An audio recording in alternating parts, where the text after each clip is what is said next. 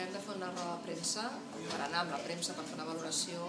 de l'any 2010, dels projectes que hem tirat endavant des de les àrees que des d'Esquerra gestionem, però també per fer una valoració del mandat 2007-2011, ja que estem a 4 mesos per les eleccions municipals. La valoració del mandat és positiva, la balança es decanta cap al costat positiu, bàsicament per un motiu molt concret, i és que hem pogut portar a terme, tirar endavant alguns dels projectes que per nosaltres eren estratègics. La Illa de Vianant, la remodelació de la plaça Doctor Guardiet i l'Espona com a centre de dansa tradicional catalana. També és cert que hi ha alguns aspectes no tan positius que us convido a mirar el document que tenim penjat de valoració del mandat per poder-vos fer